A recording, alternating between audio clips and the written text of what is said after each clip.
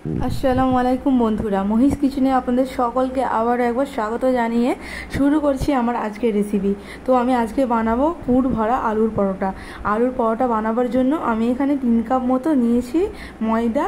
তো আমি ময়দাটা একটা পাত্রের মধ্যে দিয়ে দিয়েছি, দিয়ে আমি এখানে দিয়ে দেবো অল্প পরিমাণে লবণ আর দিয়ে দেবো অল্প পরিমাণে রিফাইন তেল, দিয়ে আমি ময়ম দিয়ে নেব। আমি আপনাদেরকে আগেও বলেছি যে কোনো রেসিপি বানাবার জন্য তো যে কোনো রেসিপিতে ময়দা লাগে, তো সেগুলোতে ময়মটা একটু বেশি দেবেন।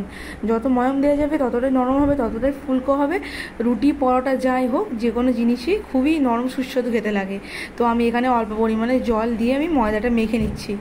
এইভাবে বানিয়ে দেখবেন, আশা করছি খুব ভালো লাগবে আপনাদের। তো রমজানের স্পেশাল আমি এটা বানিয়েছি। তো আমি সারাদিন রোজা রেখে ইফতারের পর খেয়েছি, মাশাআল্লাহ খুবই সুন্দর সুস্বাদু খেতে লেগেছিল। আশা করছি আপনাদেরও খুব ভালো লাগবে। তো মহিষ কিচেনে আমি এই প্রথম আলুর পরোটা শেয়ার করছি। আমি এখানে নিয়েছি জিরে গুঁড়ো, গরম মশলার গুঁড়ো, লঙ্কার গুঁড়ো, ধনিয়া পাতা কুচি, একটা পেঁয়াজ কুচি, 2টো কাঁচা লঙ্কা কুচি আর বয়েল করা 3টে আলু। আলুটা আপনাদের পরিমাণ মতো নেবেন। তো আমি এখানে সব কিছু একসঙ্গে মেখে নিয়েছি আলুর সঙ্গে। তো আপনারা নিশ্চয়ই এভাবে বানিয়ে দেখবেন, আশা করছি খুব ভালো লাগবে। তো অনেকে এগুলো দেয় না, অনেকে শুধু ধনিয়া পাতা আর কাঁচা লঙ্কা আর পেঁয়াজ কুচি দেয়। তো আমি এগুলো বেশি টেস্টির জন্য, বেশি সুস্বাদু হওয়ার জন্য আমি এগুলো দিয়েছি। এরপর আমি মেখে রাখা ময়দাগুলো, যে ময়দাটা মেখে রেখেছিলাম ওটার আমি এরকম করে লেচি কেটে নিলাম পরোটার শেপে। তো আমি এরকম করে লেচি কেটে নিয়েছি। এবার আমি আলুর পুরটা যে বানালাম, ওই আলুর পুরটা আমি আমার পরিমাণ মতো করে ভেতরে দিয়ে দিয়েছি। এবার আমি একটার পর একটা বেলে নেব। আপনারা এভাবে করবেন। তো দেখতেই পাচ্ছেন বন্ধুরা, আমি এভাবে করছি।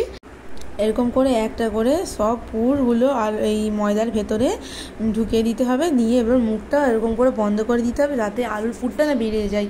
তো আমার একটু মিস্টেক হয়েছিল। তো আমি এখানে নিয়ে নিয়েছি সয়াবিন অয়েল। আপনারা চাইলে সরিষা তেল দিয়েও ভাজতে পারেন। তো আমি এখানে রিফাইন তেল ইউজ করেছি। তো আমি একটার পর একটা এরকম করে উল্টে পাল্টে ভেজে নেবো লাল লাল করে। তো আমার একটুখানি মিস্টেক হয়ে গিয়েছিলো, ইফতারির সময় হয়ে এসেছিলো, আজানের টাইম হয়ে এসেছিলো। তো আমি তাড়াহুড়ো করে বেলতে যাচ্ছিলাম, যে পুরটা আমার একটু বেরিয়ে গেছে। তো পরের বার আমি আরও ভালো দেওয়ার চেষ্টা করব। তো এই আমার একটু মিস্টেক হয়ে গেছে। তো আমি এগুলো এভাবে একটার পর একটা ভেজে নিয়েছি, এরকম লো মিডিয়াম গ্যাস দিয়ে।